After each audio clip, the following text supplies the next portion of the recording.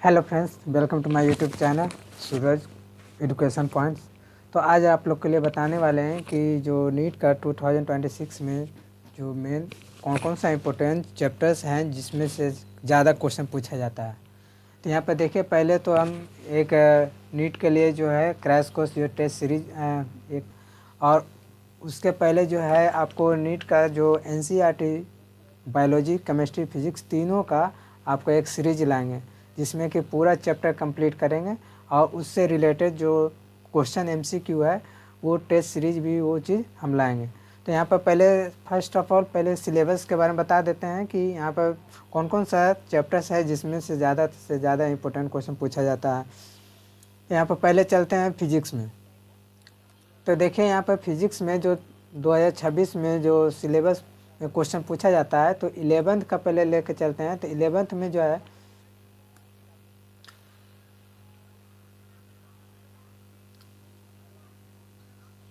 11th का जो syllabus है, यहाँ पर पहला फिजिक्स में आ जाएगा फिजिक्स एंड मेजरमेंट, जिसमें कि बेसिक मैथमेटिक्स आ जाता है ये फिजिक्स में। सेकेंड चैप्टर जो है यहाँ पर काइनेमेटिक्स से लगभग 2 से 3 क्वेश्चन इसमें आता है, काइनेमेटिक्स से आ जाता है। और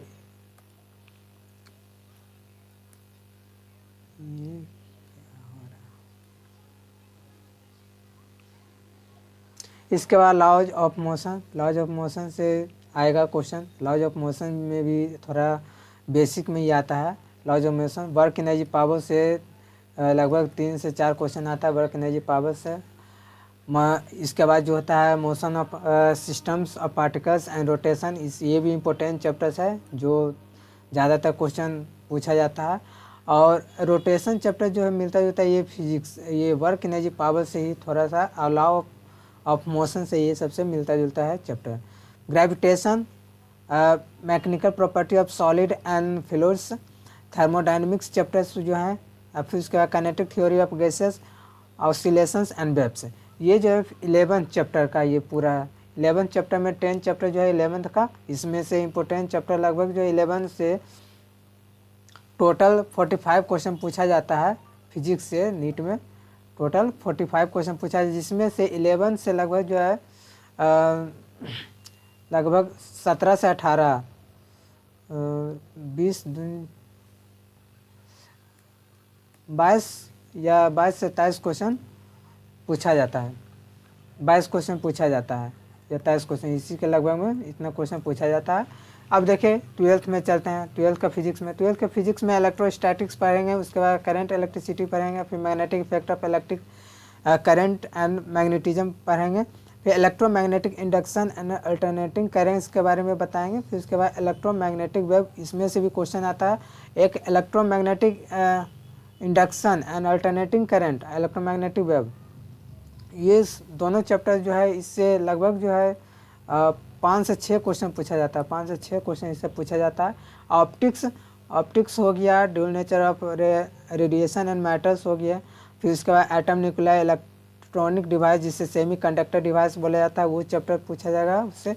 और एक जो है एक्सपेरिमेंटल स्किल, ये भी एक अपडेट जो 2026 में जो टॉपिक अपडेट हुआ है, तो उसमें ये भी क्वेश्चन जो है इससे भी पूछा जाता है ये चैप्टर से। नेक्स्ट चलते हैं केमिस्ट्री में। तो केमिस्ट्री में चलते हैं। केमिस्ट्री में देखिए कौन कौन चैप्टर पूछा जाता है। केमिस्ट्री में जो 11th का जो चैप्टर है उसमें फिजिकल में some basic concept of chemistry, second जो है स्ट्रक्चर ऑफ एटम्स, फिर उसके बाद थर्ड चैप्टर जो है chemical bondings and molecular structure, इससे ये भी इम्पोर्टेंट चैप्टर है। ये VVI है, VVI इम्पोर्टेंट चैप्टर। ये इससे जो है लगभग जो है 2 क्वेश्चन तो कंफर्म आता है, 2 क्वेश्चन कंफर्म आता है, इतना इम्पोर्टेंट है। केमिकल थर्मोडायनेमिक्स हो गया, इक्विलिब्रियम्स हो गया, रिडॉक्स रिएक्शन है, इलेक्ट्रोकेमिस्ट्री हो गया, फिर केमिकल काइनेटिक्स हो गया। तो ये जो 11th का फिजिकल केमिस्ट्री है, फिजिकल केमिस्ट्री हो गया। इनऑर्गेनिक केमिस्ट्री, ऑर्गेनिक केमिस्ट्री, आपको जो है केमिस्ट्री में 3 चैप्टर्स 3 सब्जेक्ट आता है उसमें। केमिस्ट्री में 1 मिनट फिर से बताया।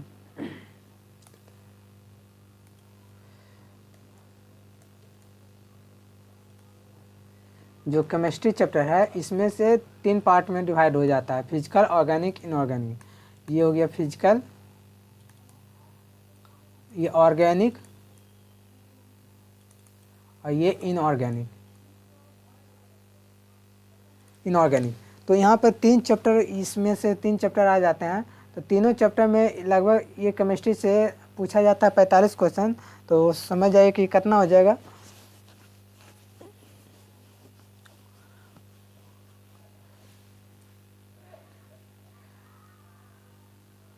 पंद्रह 45, ये 15 क्वेश्चन इसमें पूछा जाएगा, 15 क्वेश्चन इसमें से पूछा जाएगा और 15 क्वेश्चन 15 क्वेश्चन इसमें से पूछा जाएगा। तो यहाँ पर समझिए कि केमिस्ट्री में 15 फिजिकल से आएगा और ऑर्गेनिक से 15 क्वेश्चन आएगा और इनऑर्गेनिक से 15 क्वेश्चन आएगा। तो ये चीज़ याद रखिएगा। तो यहाँ पर जो इम्पोर्टेंट जो है फिजिकल में आपको ये वाला याद रखिएगा कि बेसिक जो है some basic concept of chemistry, इससे क्वेश्चन पूछा जाएगा। स्ट्रक्चर ऑफ एटम हो गया, chemical bonding and molecular structure हो गया, केमिकल थर्मोडायनेमिक्स हो गया, इक्विलिब्रियम्स हो गया, रिडॉक्स रिएक्शन, इलेक्ट्रोकेमिस्ट्री हो गया। इससे ज़्यादातर क्वेश्चन पूछा जाता है केमिकल काइनेटिक्स।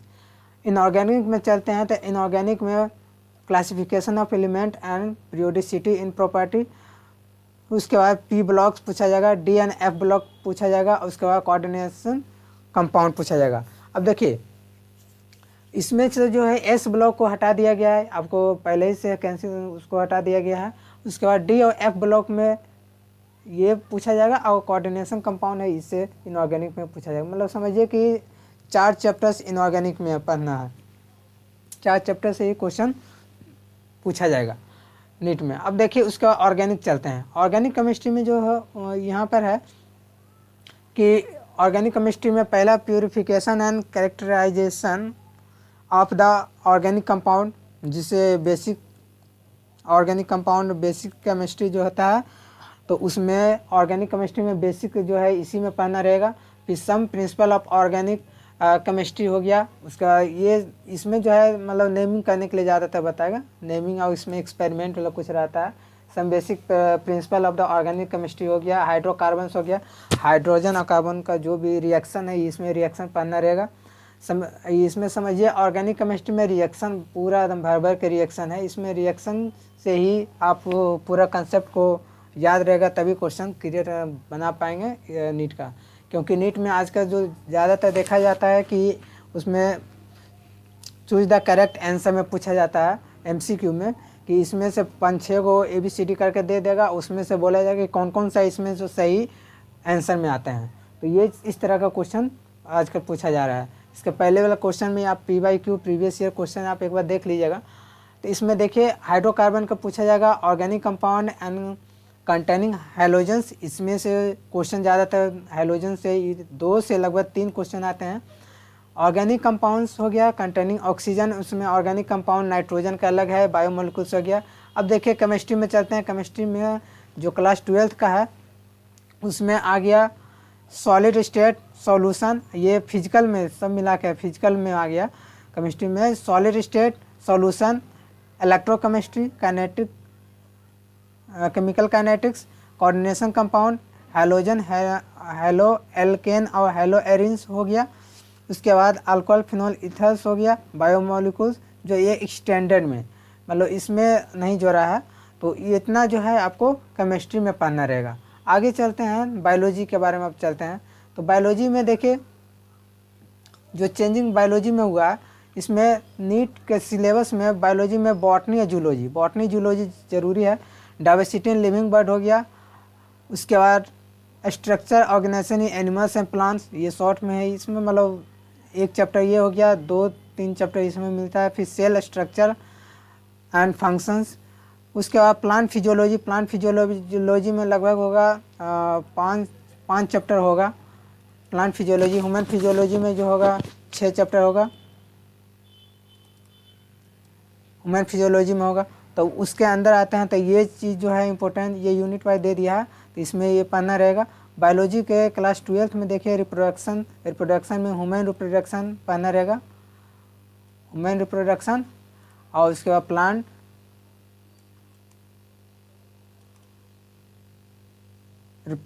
रिप्रोडक्शन, जिसको बोला जाता है रिप्रोडक्शन फ्लावरिंग प्लांट, चैप्टर का नाम है reproduction in flowering plant, flowering plant. तो ये चीज़ पढ़ना रहेगा।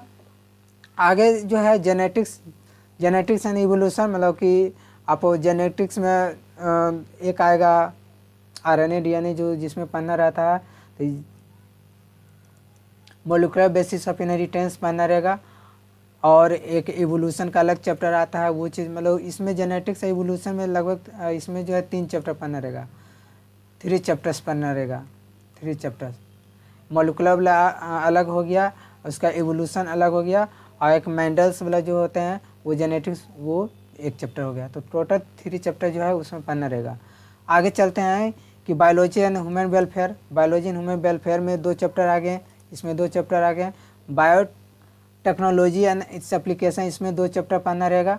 और उसके बाद इकोलॉजी एंड इन्वायरमेंट, इसमें भी इकोलॉजी में लगभग 2 से 3 चैप्टर, 3 चैप्टर इसमें पढ़ना रहेगा, 3 चैप्टर्स। तो ये पूरा जो है आपको NCERT जो पैटर्न से नीट पैटर्न 2026 का जो सिलेबस है वो आपको फिजिक्स केमिस्ट्री बायोलॉजी में ये क्लियर कर दिए हैं।